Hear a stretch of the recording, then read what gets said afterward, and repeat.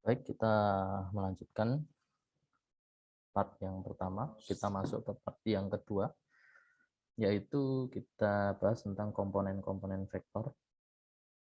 Setiap vektor yang berada pada bidang X, Y sebagai jumlah dari sebuah vektor sejajar, sumbu X dan Y, sehingga vektor A, X, dan AY adalah vektor komponen dari vektor A. Jadi kita lihat pada ilustrasi gambar. Ini merupakan suatu diagram dengan sumbu X dan sumbu Y. Ya, biasanya kalau sumbu X, Y ini dia dua dimensi. Ya, vektor ini masih vektor dua dimensi ya. Nanti kita akan bahas juga tentang vektor tiga dimensi di slide berikutnya. Kita bahas yang ini dulu. Nah, kalau vektor tersebut itu berada pada sumbu Y, maka dia dinotasikan dengan notasi Y, sedangkan pada sumbu X dinotasikan dengan notasi X ya. Bahwa di sini ada vektor AY, kemudian di sumbu X ada vektor AX, itu merupakan komponen dari vektor A. Jadi vektor A ini adalah bisa kita sebut juga sebagai resultan dari kedua vektor AX maupun vektor AY ya. Dengan sudut tertentu di sini. Dia memiliki sudut tertentu yaitu kita notasikan dengan sudut theta. AY di sini sama dengan A sin theta. Ya, karena kita tahu di trigonometri bahwa depan dibandingkan dengan miring, depan banding miring itu adalah sin atau sinus. Sehingga di sini kita dapat ketahui bahwa AY sama dengan A sin theta. Sedangkan AX itu kebalikannya, berarti kita gunakan cos atau cosinus. Jadi AX sama dengan A cos theta. Ini merupakan komponen-komponen dari vektor A. Jika diketahui vektor A, nilainya, kemudian ada gambarnya, arahnya kemana, kita bisa menentukan komponen-komponennya dari sumbu X maupun sumbu Y dengan metode yang sudah kita sebutkan tadi. Jika komponen Y itu kita gunakan sin, jika komponen X kita gunakan cos. Kita ingat kembali trigonometri ya. Ada cos, ada sin. Kemudian nanti ada yang lainnya ya, tangen, kotangen, dan juga sekan dan kosekan. Itu perlu diingat lagi di mata kuliah fisika. Ya, materi fisika perlu diingat. Karena itu berkaitan erat. Kemudian komponen-komponen vektor yang kita bahas ini, berikutnya ini, membahas juga komponen vektor yang pada sumbu yang minus. Ini ada komponen sumbu X minus dan sumbu Y minus. Jika ke samping kiri dia minus X ya, jika dia ke bawah dia minus Y. Ya, di sana hanya dibedakan dengan tanda ya, tanda negatif atau kita sebut dengan min. Kemudian contoh soal untuk komponen vektor. Ya. Yang pertama, tentukan komponen-komponen X dan Y dari vektor D pada gambar di bawah. Besar dari vektor D sama dengan 3 meter dan sudut alfa sama dengan 45 derajat. Untuk nomor yang kedua atau yang B, tentukan komponen-komponen vektor E pada gambar dengan besar vektor E sama dengan 4,5 meter dan sudut beta sama dengan 37 derajat. Kita lihat gambar. Ini untuk soal yang A sebelah kiri, untuk soal yang B itu sebelah kanan ya. Nah, bagaimana kita mengerjakan? Tentunya kita harus memahami tentang teori dari komponen-komponen vektor. Jadi ada sebuah vektor dia memiliki komponen ya. Komponen sumbu X dan komponen sumbu Y. Di sini kita masih membahas vektor dua dimensi ya. Dan kemudian dia pasti memiliki sudut ya. Sudut tersebut bisa dilandaskan dengan sumbu X atau juga bisa dilandaskan dengan sumbu Y ya. Nah, di sebelah kiri ini dia sumbu X, di sebelah kanan ini sumbu Y. Sudutnya. Ya, sama aja, yang penting kita tahu kaidah penggunaan trigonometrinya. Kita bahas yang pertama ya, ini yang pertama. Oke. Yang pertama, kita menentukan nilainya dulu. Nah, nilai dari vektor ya, kita tahu dengan menggunakan prinsip Pythagoras itu ya, akar dari kedua vektor tersebut dikuadratkan kemudian dijumlahkan. Nah, jika sudah ada komponennya, maka akan ketemu suatu vektor resultannya ya. Nah, yang diketahui tadi adalah suatu vektor resultannya, yaitu vektor D ya. Nanti perlu kita pecah. Nah, kita mau pecahnya dengan metode yang trigonometri tadi ya, menggunakan sinus ataupun kosinus.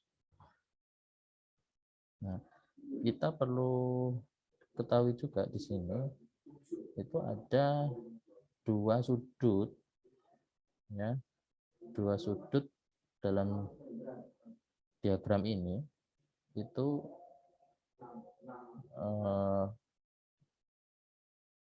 nilai dari sudut tersebut itu ya, itu yang pertama 135 derajat, yang kedua 315 derajat. Itu acuannya dari sumbu X, kemudian diputar berlawanan arah jarum jam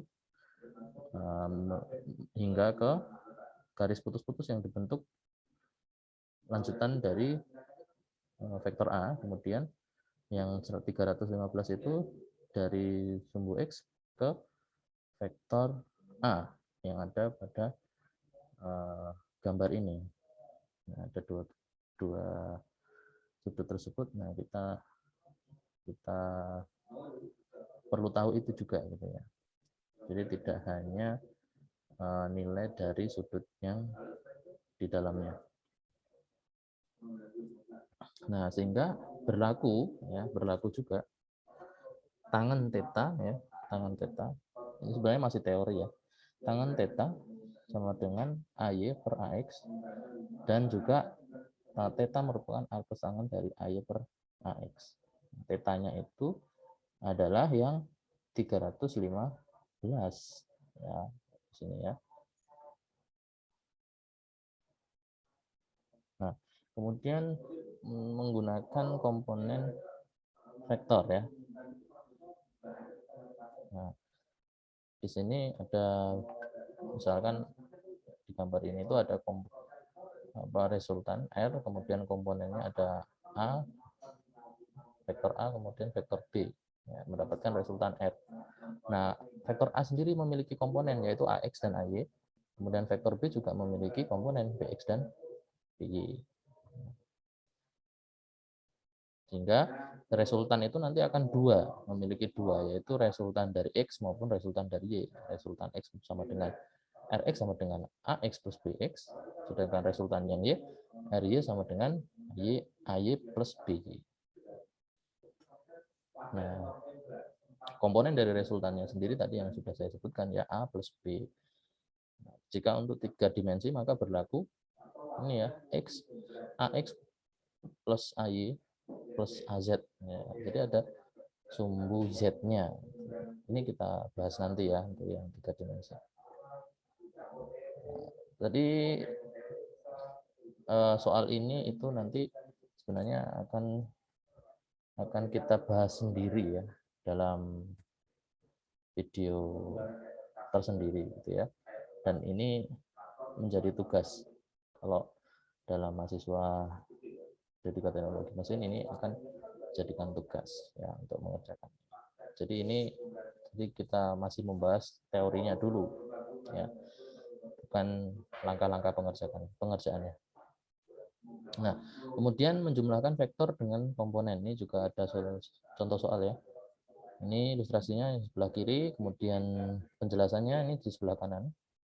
Sebuah kendaraan melakukan perpindahan sebagai berikut: 72,4 meter 32 derajat ke timur dari utara, 57,3 meter 36 derajat ke selatan dari arah barat, 17,8 meter ke arah selatan. Ketika perpindahan tersebut mengarah ke sebuah titik di mana lokasi tujuan berada. Berapa nilai resultan R dan theta? Jadi yang ditanyakan R-nya ini dan tetanya ini ya. Tetanya itu sumbu Y terhadap resultan. Itu nilainya berapa? Nah, kalau ini ada langkah pengerjaannya. Ini penting saya bahas yang ini. Kalau yang tadi kita bahas setelah tugas diselesaikan ya. Nah, kita bahas yang pertama itu tetanya kita cari yang ada teta A dan teta B ya. Nah, ada teta A dan teta B. Teta A itu 90 derajat dikurangi 32. Ya. Teta A itu maksudnya ya teta yang teta yang vektor A ya. Kan di sini sudah ada derajatnya, di sini 32 derajat. Nah, yang tetanya itu adalah 90 ini dikurangi dengan 32. Berarti di sini ya. Nah, itu nilainya 58 derajat. Kemudian teta B. Teta B ya.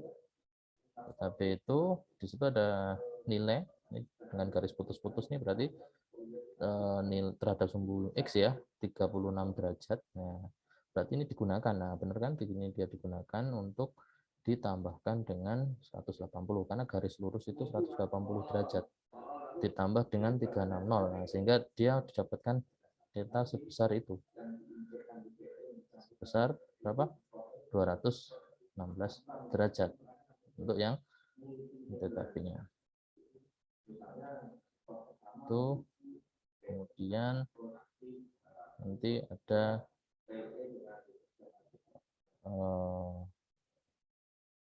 oke,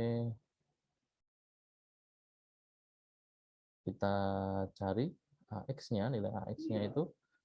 Jadi kita sudah tahu ya, kalau X berarti kita gunakan cos A, cos theta A. Kemudian untuk yang Y, A sin theta A. Kita menggunakan theta A-nya ya. Kita masukkan nilainya, ketemu dua-duanya. Untuk AX-nya 38,37 meter, AY-nya 36,40 meter. Nah, untuk jarak nya sendiri itu 72,4 meter. Ini dengan sudut 58 derajat. Komponennya tadi kita sudah cari 38,37 meter.